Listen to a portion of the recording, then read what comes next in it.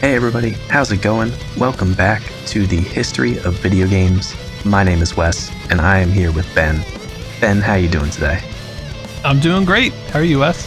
I am doing really good. We're in the holiday season. That's not going to make sense with when this episode comes out, but that's fine. It's just a good time, just kind of chilling right now. But Yeah. I'm curious if with some of this chilling time, you've got some new games to talk about. Oh, I do. And I think you know what it is, Wes, because you gifted it to me for Christmas. So Yes, thank yes. you. Freaking Mountain Blade Bannerlord, the game I've been looking forward to for like such a long time. I had to do it. Yeah. If you weren't going to do it, I was going to do it. Someone was going to do it. So thank you for that. Yeah, dude. At first, I had a little bit of like errors running the game. It auto defaulted to having all the settings set to high, which probably wasn't good. But as soon as I turned some stuff down and got it running, I still haven't done any like big battle yet, so I'm a little worried about that. But it started to actually play good, and man, it's like everything the original Mountain Blade was, but just better. Yeah.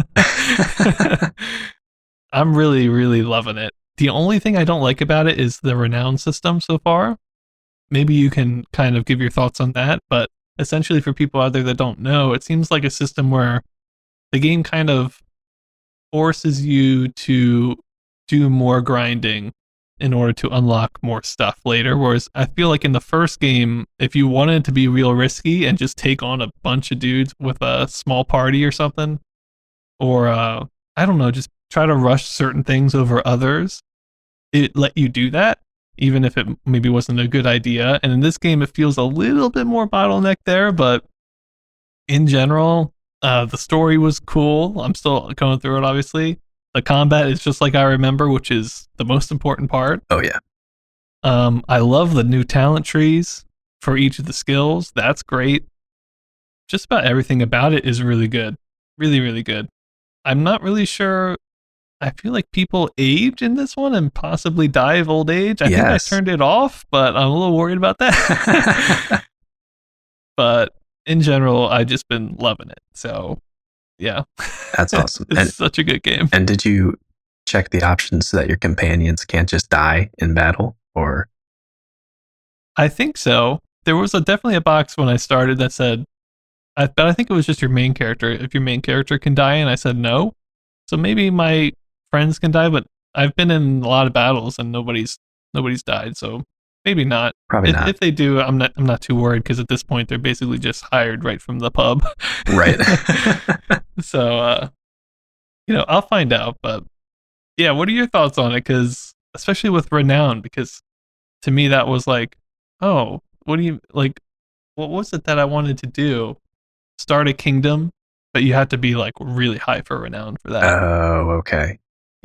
Honestly, the way I play the game is so weird because I've played it for so many hours, but I still just like going and doing the tournaments and fighting bandits and stuff. And that actually gives you a lot of renown too. So I don't know what, like where I'm at, if I'm actually close to being able to establish my own kingdom. But it is a little weird. I mean, I guess it kind of makes sense. It depends what they're going for. It's a kind of realistic game, but not that realistic. But yeah, it does kind of bar you from just being able to like say, oh, I have 12 guys. And if I, save load and until I win this battle and take this castle, I basically have a kingdom. Like, yeah, that's definitely how I would do it. Right. And then like my whole strategy for the first game and what I still am probably going to do is just like take some place that was just recently ransacked or is completely undefended. That's what I always did. And then just defend it. And I'd gain all my experience by defending because defending is so much easier than attacking it in the first game anyway. Because they would just come at you from a single file line essentially. Right.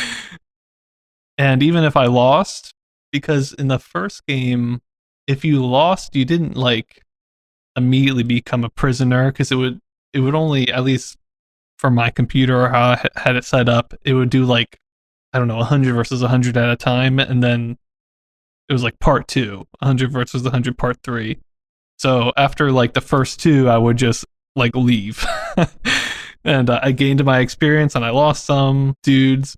but I also killed a lot of dudes. So that's how I played it. Right. I can see where that's a little rough then, because you still gotta play like the different, either like vassal or roving mercenary kind of playstyle for a while to be able to build up that renown in the first place. Yeah. But I guess it does give you time to gain a little bit more skills at the outset before you try to take a kingdom. Yeah. I mean, That's true. I'm fine with it for the way that I play the game, but I can see where it would be a bit of a pain for the way that you like to play it. It's a minor issue, really. But of all the changes they made, that's probably the only thing I can think of that I didn't like, which is pretty good. Right. Yeah. So, yeah, it's a great game. I'm loving it. I'm wondering, I don't know how long I played it, maybe 10 hours, and I don't think any city has been captured. So I'm wondering how much the AI does by itself, how passive it plays. Yeah. I've seen like big caravans, but and some stuff under siege, but I've not really seen any major city change hands yet, or any faction be noticeably smaller than any other. I know that I had at one point in one of my playthroughs, people were taking stuff over, but I've also seen in patch notes a couple times, they are like still tweaking the balance of how aggressive the kingdoms are. Because I think at one point, like 2 updates ago, there were like 2 or 3 kingdoms that just like always got wiped out within like, Right. 50 hours of game time or something like that. That might not be an intended thing. It might just be like a balance issue so that the kingdoms actually stay alive for long enough. Yeah, but I'm really liking it. The story is really cool. I've done some foraging too. I was like, oh, I kind of like this. And obviously I still do a lot of tournaments as well. They're always fun. Oh yeah. Even though I'm a save scum for sure. I've stopped doing that. I gotta say, it's liberating. You're like, ah, damn it, I lost. I'll just ride away. It seems like the tournaments are more numerous in this game than the first game. It does, yeah. I mean, sometimes you'll hit a drought, but you can go to like the city right next to the other city, and odds are it has a tournament, which is really nice. Yeah. Everyone's always partying, which doesn't make a lot of sense, but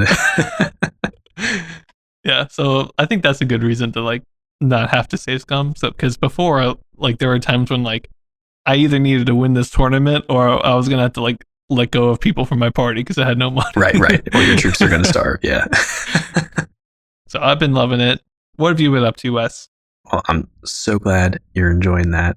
You got me a game that I actually have not played yet, but I will make sure to update once I play Ratropolis, which is like a card game slash. Oh man, there's another game that it's very similar to called like Kingdoms or something like that.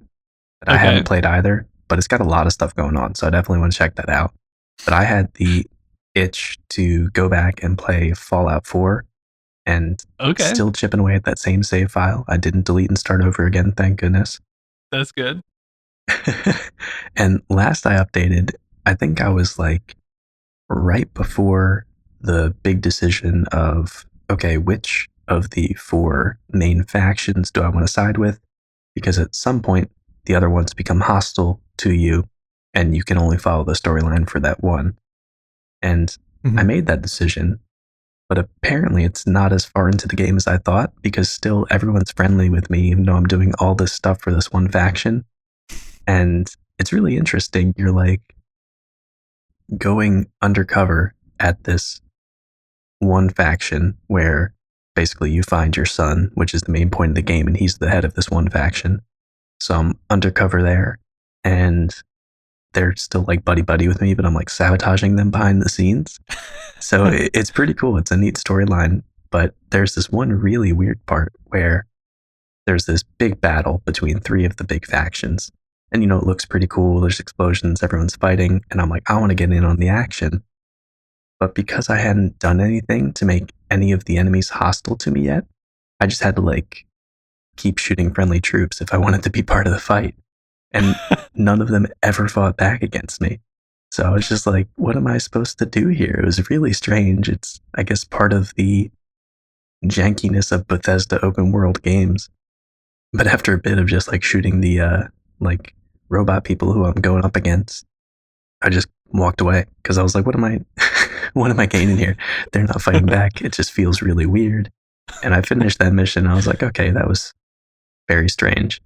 Sounds like some Anakin Skywalker stuff going on. Basically, yeah. Everyone thought I was on their team, so I was just like walking through this battlefield totally unscathed. But it's been good. I took a brief break from that though, because of course, right as I started getting into it, Tarkov had a new update and decided Mm. to wipe progress with this update.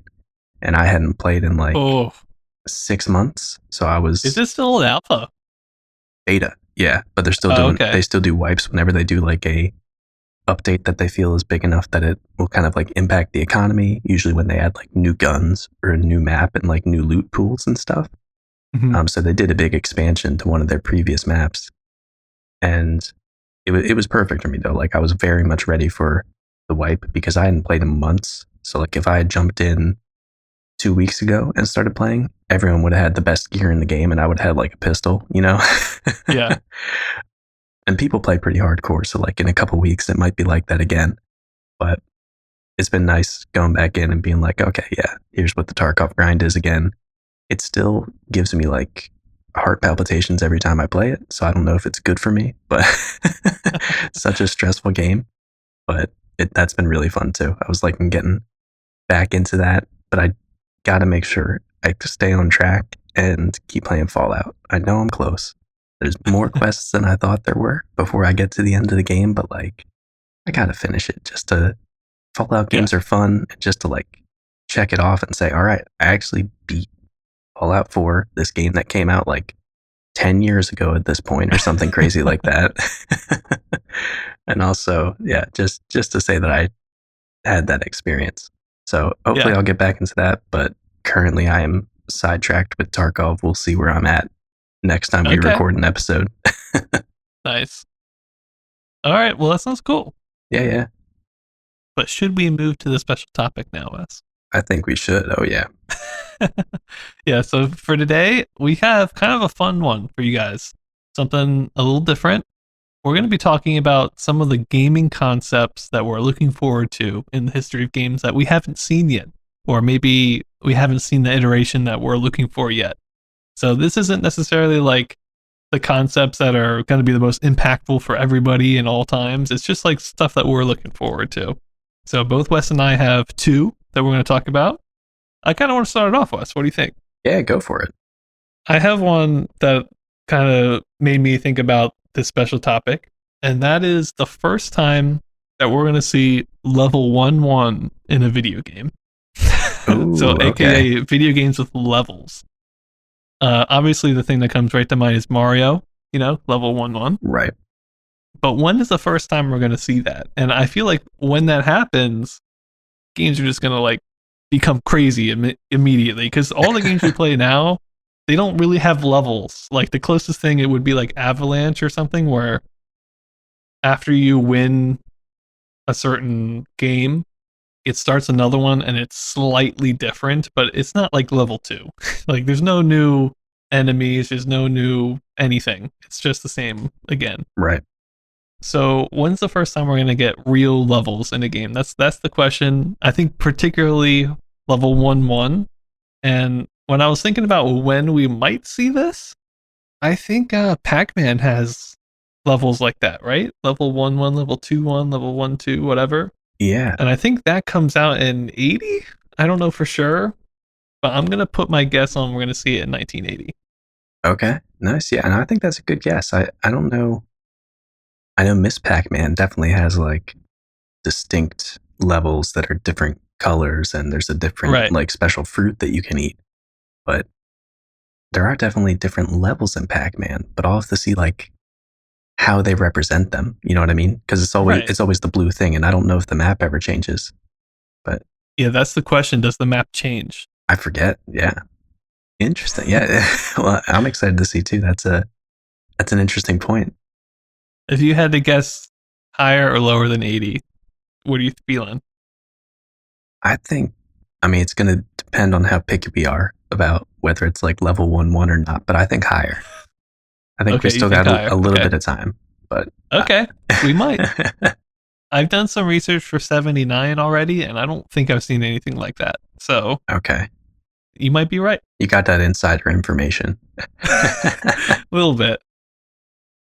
All right. And one of the ones that I'm excited to see is the first real first person reload animation of a gun. Oh, that's a Um, good one. yeah, and it's basically because I've been playing a lot of Fallout 4 and Tarkov recently. Tarkov, of course, is like military simulator, so all those gun reload animations are crazy cool. And Fallout has some neat like sci-fi ones where you eject like this fuel cell out of a plasma or a laser pistol kind of thing. And I don't know, I just think that's become such a cool feature, and especially in first-person shooters, like a benchmark of a good first-person shooter is like, oh, well, how do the animations look? Mm-hmm. So I'm really excited to see like what the starting place is. And Yeah. so instantly my brain went to the original 1993 Doom.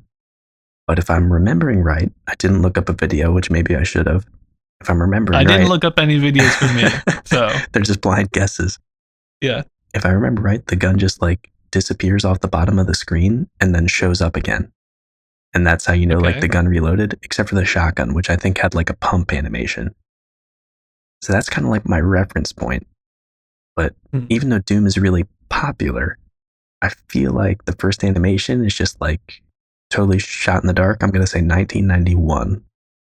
Okay. Some game has got to have like some sort of first person animation before then. Maybe not though, because I mean, Doom is renowned as like the premier, like not first person shooter, but like the one that people know. Yeah. Man, it's a hard one. Yeah, right. That's very specific. I did some specific ones. I'm gonna guess later than 91, Later and I only say 91. that just because I recently played Dark Forces, which came out a little after Doom, but I don't think there are any reloading animations in that. I think you heard a sound effect and then your numbers went up on the side. Okay. So I could be wrong.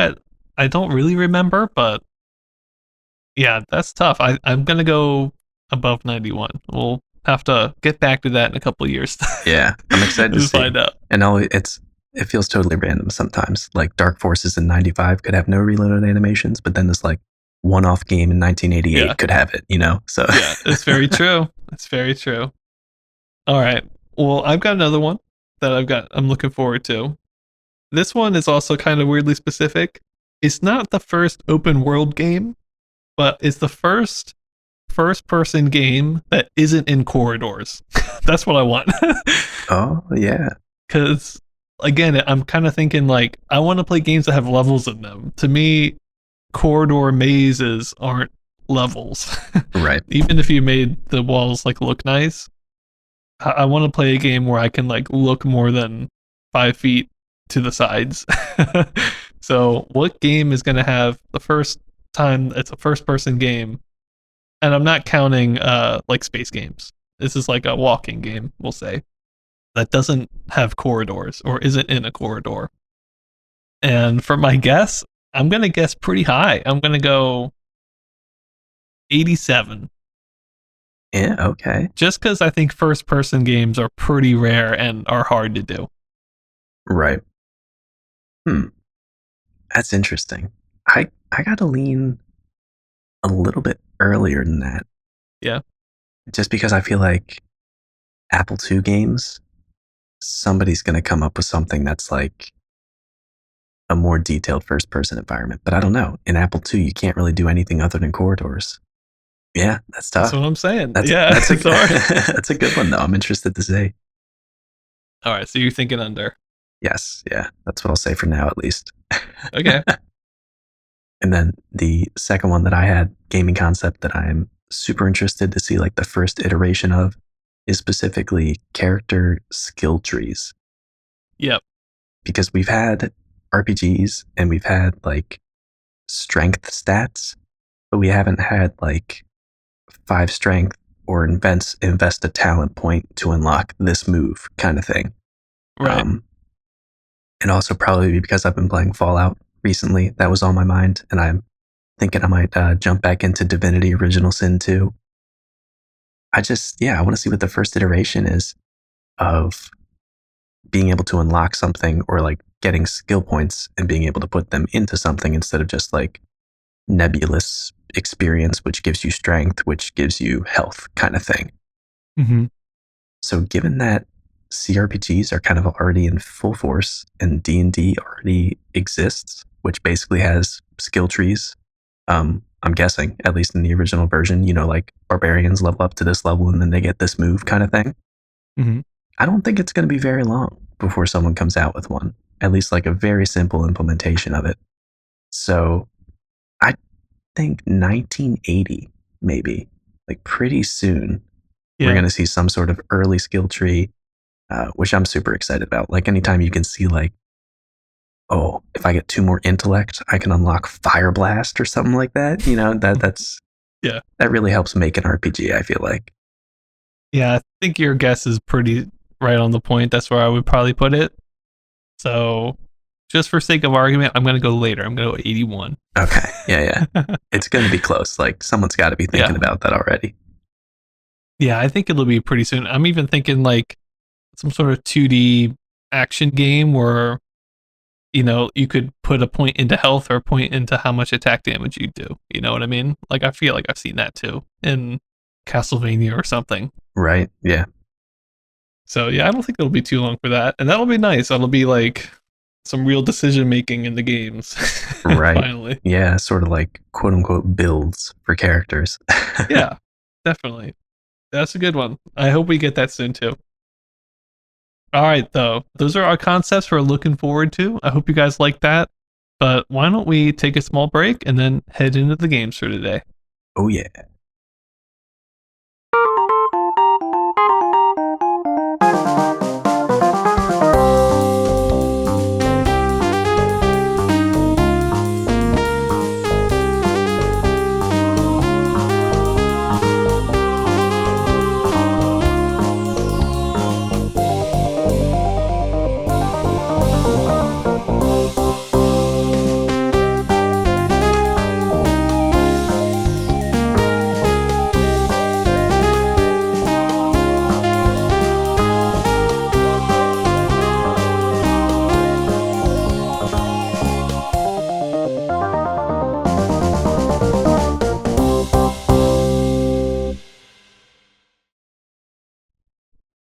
Hello and welcome back to the history of video games.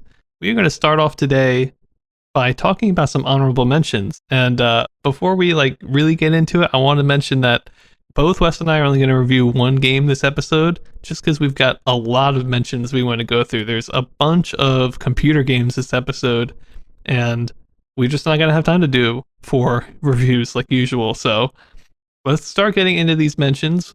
The first one here is called Telepong from the Apple II. This one was sold by Apple to display their communication card, which allowed 2 Apple computers to connect to each other. And so this game used 2 computers, 2 monitors, and the people playing on those monitors could play Pong with each other. And it was kind of weird how it did it. Each player couldn't see the other one's paddle move in real time. It was only like you saw your paddle move in real time, and then when the pong ball hit your paddle, it displayed on the other person's screen for like a frame where that paddle was. But otherwise, it didn't worry about the other paddle. And then the ball would, come back to you. It looked like it played really slowly, like the frame rate was really bad. But, it's Pong on 2 computers playing over radio, or I don't know how it connected, but it was kind of cool. And then the next one's called Atlantic Patrol. It's by a person named R.D. Watts, which came out sometime in 78 for the Commodore PET. This is a math game with an image of a ship on it, and that image would change states depending on if the ship was damaged. We're not going to review it just because it's a math game that involved calculating angles and stuff. So I don't know how fun it would be, but the ship looked really good. That's for sure. It's a really nice kind of sprite. It didn't move or anything, but it was like a nicer version of a basic game to look at least. So Nice. It was okay. Slow, steady steps forward in the basic game community. Yeah. And next up, we have a couple Commodore PET games. We do want to mention that for these in this episode, We don't have too much documentation on them. They're all from one source, but it does seem like a pretty reliable source. And we do have videos of this source playing emulated versions of all of these games. So we're pretty certain that these all came out in 78, but we don't know tons about them. And so the first one is Tic-Tac-Toe for the Commodore PET, which had this sort of 3D perspective effect to it, which was actually pretty cool. Made it look nicer than just traditional tic-tac-toe. And then we had 17 und 4, which is a German version of blackjack. Took me a while to figure that out, but 17 and 4 adds up to 21. So there you go. That's how you There you piece that go. together. And this really had some of the best resolution graphics that we've seen in a blackjack game to date. The number of the diamond and hearts and spades actually looked pretty good and were shown on the cards, but still just a blackjack game. So not too much going on there. Yep. And then the next one, we've got Star Trek for the Commodore PET again. I believe this is just a straight up port of the 71 version of Star Trek. There might have been very small changes, but it's on the Commodore PET, and the PET looks pretty good. So that's good. And then next up, for the last of our Commodore PET games, we have the game that I reviewed today, which is Othello, otherwise known as Reversi or Swap. And you have probably heard us say Othello many, many times before. Yep. Because it has been around for a very long time as an actual board game. And also, it's been put onto computers in basic games in text format many times before. I think it was part of the original 101 basic game book, which I think that came out in 74, I'm guessing. But yeah, and that book sold really well. So this has been one of the more popular basic games for sure.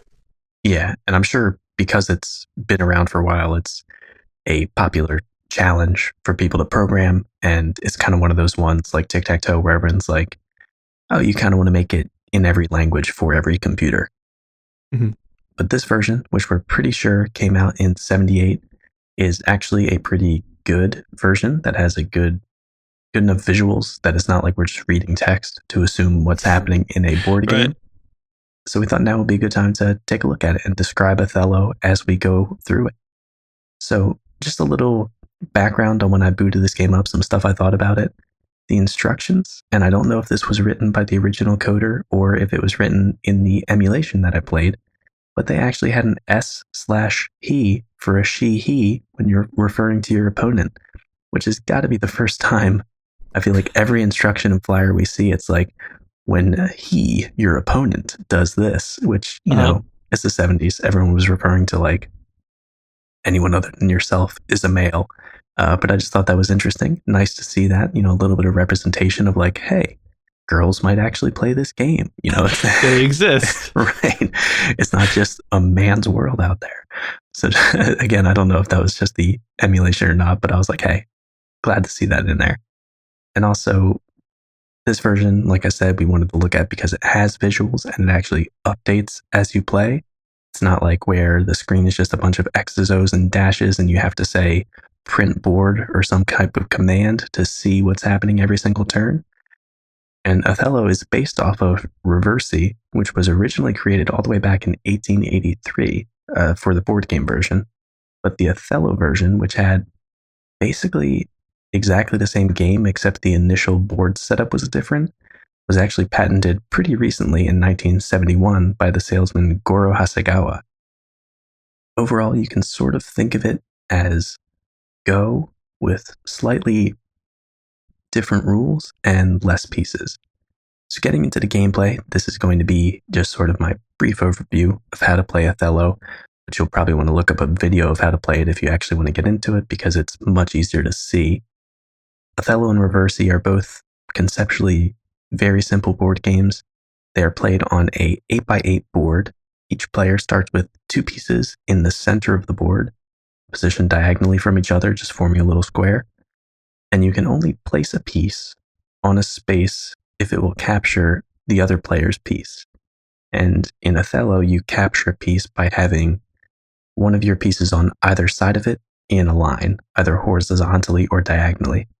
And they can be any amount of spaces apart on that line. So, say there's 3 black pieces going into diagonal, you already have 1 white at the end of that diagonal line. You could place your other white one at the top of that diagonal line, and you would capture all 3 black pieces that are in between it.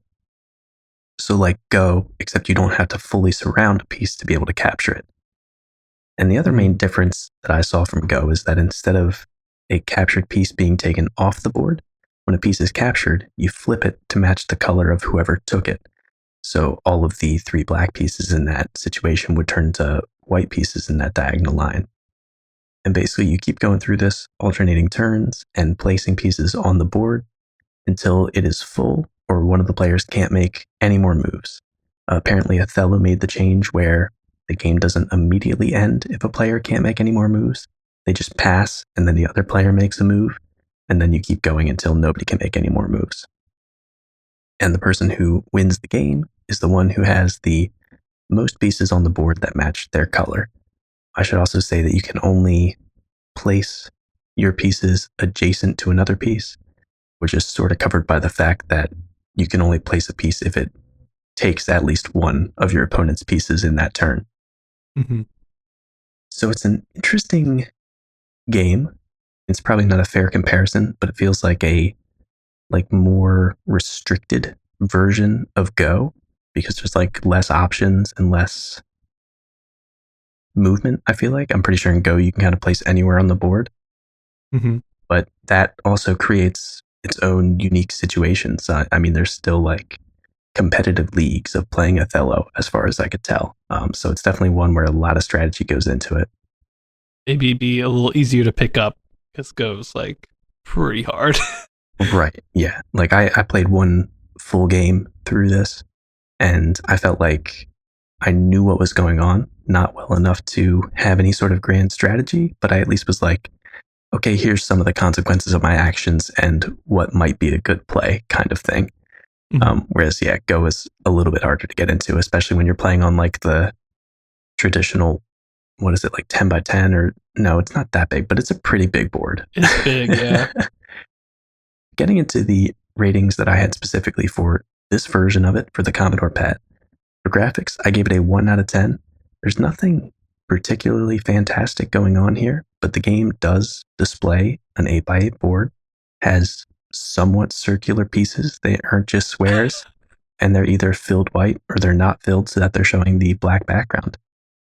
And all the lines are drawn in that familiar Commodore PET green glow, which I like. The row and column names are labeled, and in this you type in the coordinates of where you want to place your next piece, so it makes that really easy to do. There's a score on the right that changes to reflect the current amount of pieces that each player has, and really there's nothing special, but it's got to be the best looking Othello game that's out so far. You can actually see and play it like a virtual board game, which is a lot more than we can say for all the text versions that we've had before this. For sounds, I was a little confused on this. I gave it a 0.25 out of 10 because when you start the game up in the emulator, there's like a series of beeps that sound definitely like some sort of tone or like a little tune that was played on purpose. And it does sound like something that PET would have been capable of, I think. But also, it could it just be a weird thing with the emulator or like a typical noise that Commodore PET games make? And that's the only sound in the whole entire game. So even if that was specifically put into this Othello game, it's not like it's anything exciting. So I just give it a low rating just in case it is actually an intended thing. It's nice, like, hey, start the game, but it's not anything special.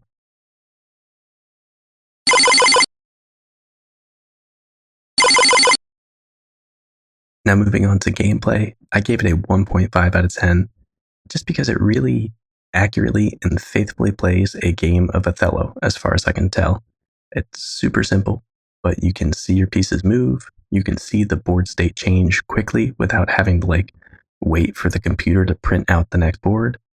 For the game itself, I'm sure there's tons of strategy that you could use, and there's a lot of knowledge, and I'm sure a lot of people love this game. To me, it seemed like a weird tug of war because it's like you place one piece and then you lose 3 pieces and then you take 5 pieces, and just like the way that you're slowly building outward with all these lines and capturing as you go until the board is full seems a little strange, but that also might have been just because I was playing against myself, so it's not like I was making very educated decisions. I don't really know if I like this game as much as Go. It feels like it's harder to capture a piece in Go, which is kind of interesting, and also it gets removed, so it creates these open spaces, which I kind of visually like how that's like a representation of your point, the open spaces that you've captured. But I do think it's interesting that these slight differences in rules in Othello just make it really a totally different game.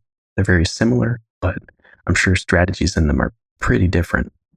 And I also think it's neat that the score updates after every turn, which seems a bit odd for this type of game, because in Othello, since the score is constantly fluctuating, like you capture 5, but then you create a line so that the other person can capture 5 back, the score in the middle of the game doesn't really mean anything. But it is sort of an interesting illustration of like, oh, he's got 17 to 13 and now it's flipped. So it's a little pointless, but I did think it was funny just to watch how much the score goes back and forth. For relevance, I gave it a 5 out of 10. We've seen a lot of Othello games, and I'm sure because it's a good programming challenge and a lot of people enjoy playing it, a lot of people want to put it on computers. I don't really know if this version is particularly that relevant, but I do think the fact that it's super easy to play and it's a game that we've seen tons of iterations of, that's pretty important. And also it's for a popular computer of the time, so even though it probably already was a popular game, this is helping even more people play it because they can get it easily on a Commodore PET. So overall, I gave it a 1 out of 10. These types of games I'm not great at. I don't have a lot of friends who, like you, Ben, who are very interested in learning the strategy of games like chess. Not my thing. But I do think this is a nice looking and very playable version of Othello.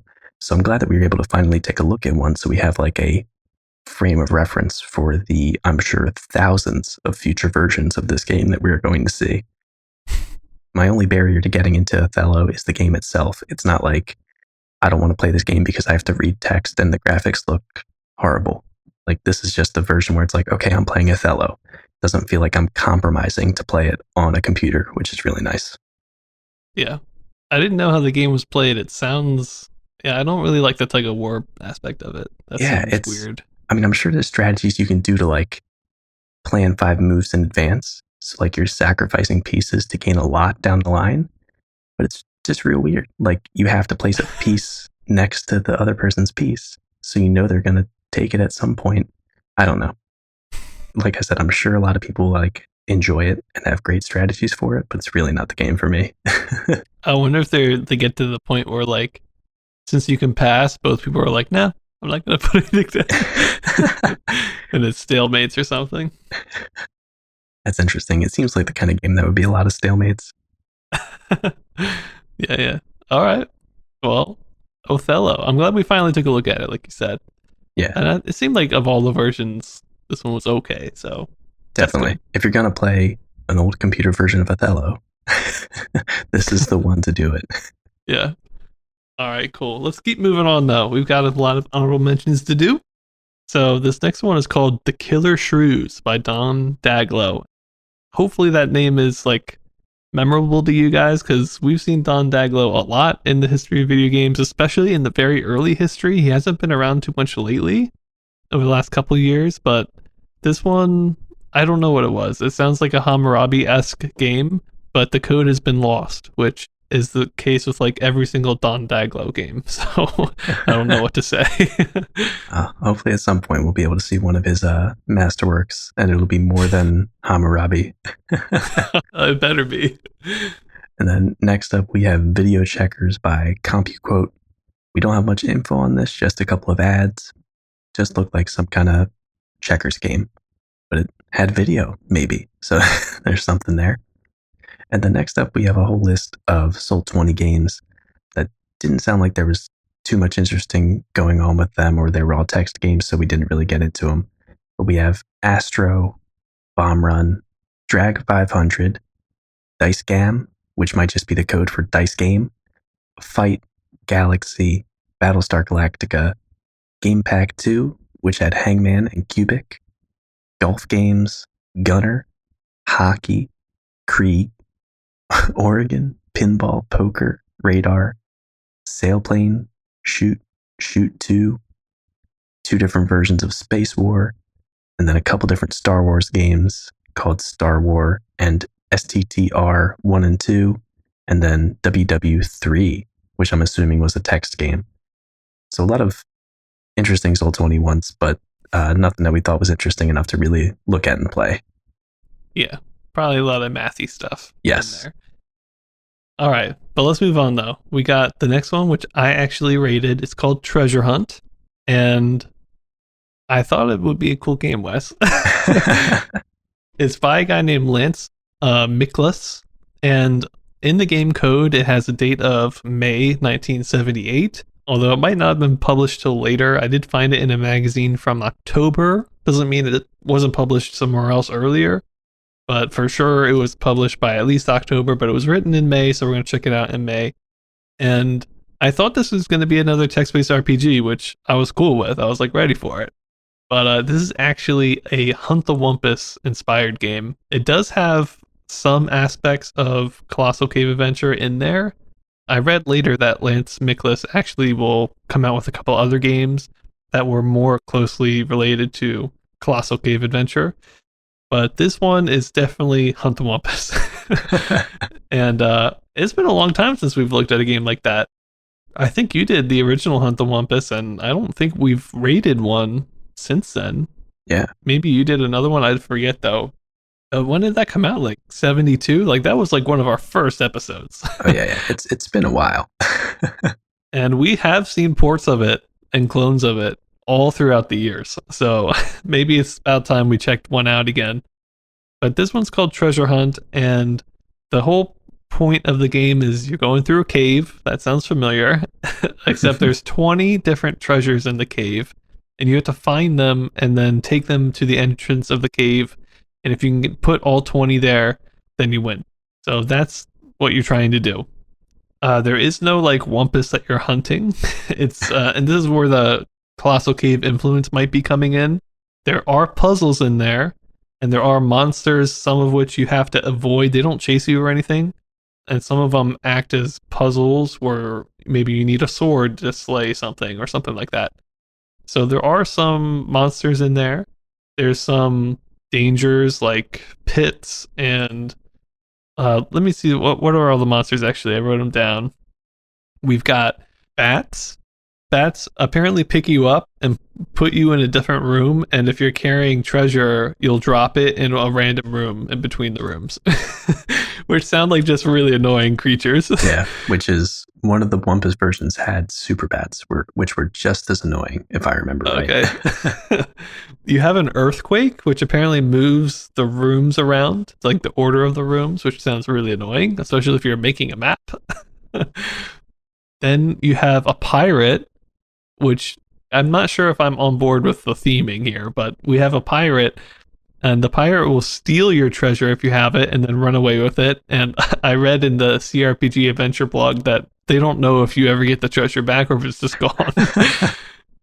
And then there's a dragon, which you can kill with a gun, even though there is a sword in the game. And apparently when you kill the dragon, it drops a book with the location of every princess in Vermont in it. And if you want to know how Vermont's involved at all, let me read you the intro text. This is the background. This is the story mode, if you will. It says, the Loomis Caves, located in Loomisville, Vermont, which the CRPG Adventure said wasn't a real place, are said to have 20 hidden treasures in them. Few explore the caves because it is said that pirates and dragons live there. And there are deep pits which many have fallen into and died. You, a smart and brave human, and I, an alert computer, that seems weird, will explore the caves and try to find the treasure. I will be your eyes and ears and will tell you if there's danger ahead, which it does do. I hope you brought a map. If not, you'll have to make one up as we explore. Are you ready to begin? That's the background. Interesting. So yeah, it does sometimes tell you there's danger in a room ahead, which if you're playing really slowly, you can backtrack and try to go around it. But basically, when you enter a room, it says, this room is connected to 3 other rooms, and one of them has danger in it. So you could either go a 50-50 chance because you came from one of the rooms. So there's 2 that you haven't been into, and just take the chance. And if you get it wrong, you're probably going to fall in a pit and insta die and you have to start over. Or you could backtrack and try to, go a different way, which is annoying. So, yeah, I tried to play this and I just got impatient. It took a 50-50 and lost. But, it happens. So, yeah, that's essentially the game. I've got a lot of problems with this game, Wes. Oh, let me hear him. Yeah, so the last RPG I did was Journey to the Center of the Earth, right? And in that game, I actually made my own map, and I pretty happily enjoyed making it. I kind of like that part. But in this game, I read it ahead of time again, and I found out that there's 95 rooms in it. And I was like, I'm not making a map of that. It's just too big. And the rooms are kind of randomly arranged. So it doesn't really make sense what connects to what. I think there is some sort of weird mathematical, way that they're arranged. But if you're just playing through it, it feels pretty random. And the other thing that just killed me was that in Journey to the Center of the Earth, you had a little description about every single room you went into, and that was great. That made each one a little bit memorable, even if they didn't make any sense. But in this game, it's literally like you're coming from room 1, and now you're in room 2, and you have the option to go to room 1, 31, and 64, And that's it. And then you're in room 31. You have the option to go to room 59, 64, and 78. And that's it. There's no description at all to what you're doing or where you are. It's just a room number. And that just killed me. I was like, this game is just so boring. Like, there's nothing interesting going on.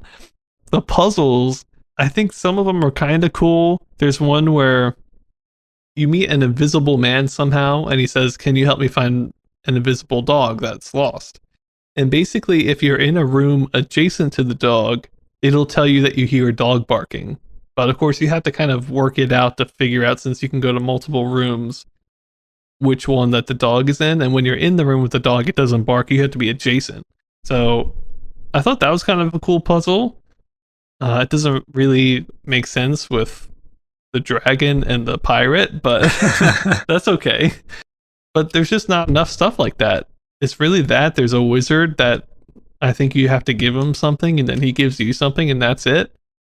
So I don't know. It just was pretty boring. Like, probably 75% of the rooms you go into have nothing in them. So it's not the best. But let me keep talking about it. So the treasures themselves, I thought this was super weird. So you can carry up to 3 treasure at a time, which means you have to make your way back to the entrance at least, 7 drop-offs? So not only do you have to know where you're going and find the treasures, but you have to make your way back multiple times. And some of the treasures can actually screw you if you drop them off too early, because some of them are used as keys to open up other parts of the game or to get additional treasure. So for example, I think the gun is a treasure, but then you need to use the gun to kill the dragon. So if you return the treasure to the entrance of the cave, you'll drop it there and you can't pick it up again. Oh no. Why would they do that? So you can just get stuck because you took treasure back too early, essentially.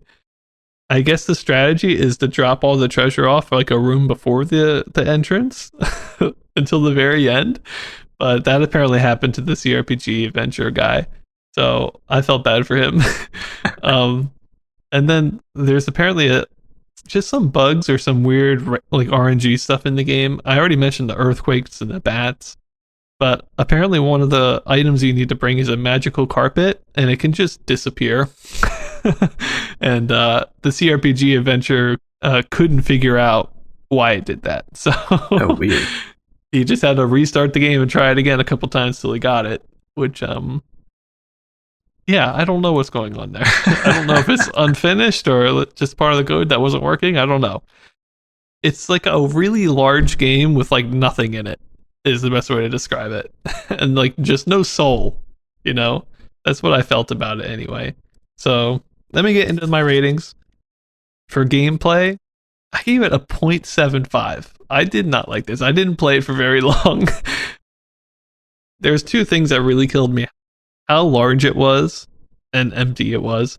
And then no rooms were labeled at all. It's room 1, it's room 2, it's room 4, it's room 94. So to me, those games are really easy to get lost in, and it's just super boring. Like Journey to Yeah. the Center of the Earth was so much better because every single room had a little theme to it, and that made each room memorable. But in this one, it's just, why even go into a room if there's nothing there? I don't know. I don't get it. Yeah, so I didn't really like it. I don't know how similar that is to Hunt the Wumpus, but I didn't enjoy it. Definitely not in 78 anyway. For graphics, man, I gave it a 0. Even the lore was bad. Yeah. So I gave it a 0. It's all text based. For sound, I gave that a 0 because it's all text based. For relevance, I did give it a 6.5 out of 10, mainly just because I know the guy who writes this is going to go on and write some more important games, some more traditional Colossal Cave Adventure games. So this is his first game, so I wanted to give it a little bit there. But I don't think many people played this.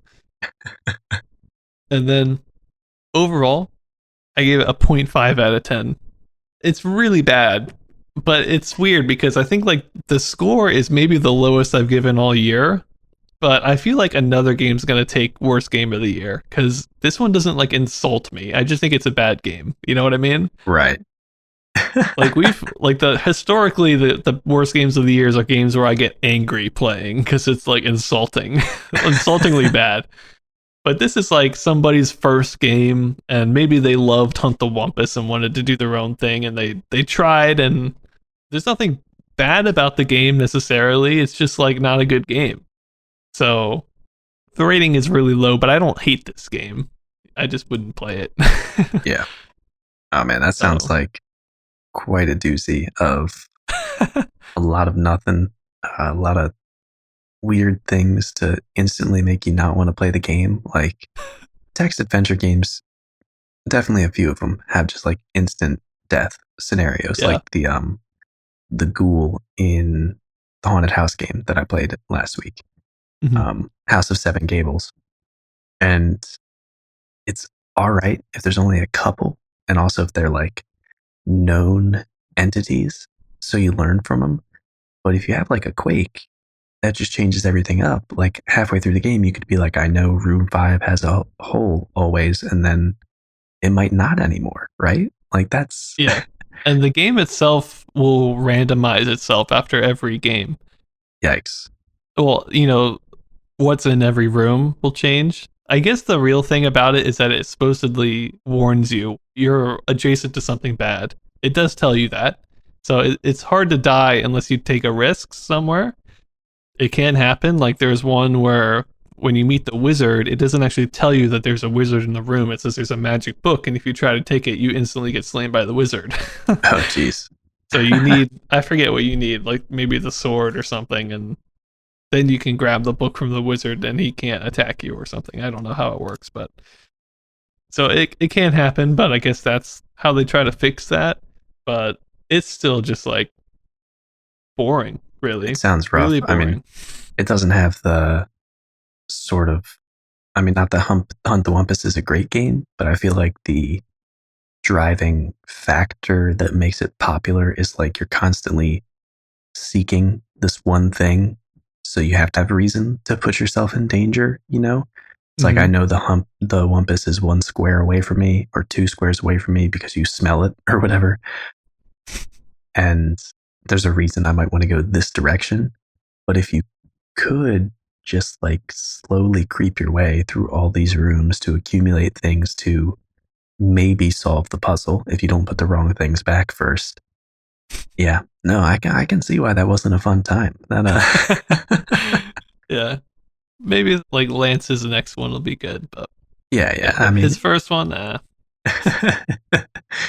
doesn't sound like a good time, man. Oof. All right, let's keep going though. We've got a lot of honorable mentions left.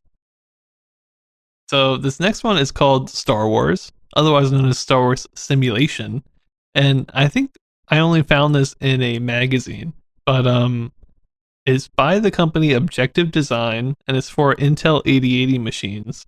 And it looks like a first-person flying game in the Star Wars universe, kind of Bob Bishop Star Warsy in terms of how the like TIE Fighter, for instance, looked, but there was an X-Wing in it as well that the picture showed. But yeah, we've got pictures of this game from a magazine, although the code appears to have been lost to time. So we only have pictures from a magazine, but the pictures looked really cool. So I imagine it was a good game. We just don't really know much about it. It's possible it was never completed or sold, but it seemed cool, at least in the magazine articles. That's worth something. And then next up, we have Play BJ, which was in Gambling Times. It was a mainframe version of a blackjack game, which basically we know nothing about, but we did find several things referencing that this advertisement for Play BJ, a mainframe blackjack game, existed in the May 1978 issue of Gambling Times magazine. But we Yep. couldn't find a PDF of the magazine to even know what it looked like. But I would guess at this time, probably just another simple blackjack game, maybe with some sort of visual display of the cards. Yeah. And I don't think we ever talked about Gambling Times magazine. I don't think it's a gaming magazine, so that was probably No. just a one-off for them. But this next magazine is a brand new magazine that we will be seeing more of. It's called Personal Computer World, and man, if these magazine names get any more similar, we're gonna have a problem. But the main keyword here is that this has world in it, Personal Computer World, as opposed to People's Computer Company or something like that, or People's Computers. But this one, the first issue came out in January, February. There wasn't anything of note in that issue. So we're looking at issue 2, which is the main May June issue. What's important about this magazine is the first computer newsletter to be a European magazine. I guess it was a UK magazine, is my guess, because it's in English, but it could be anywhere.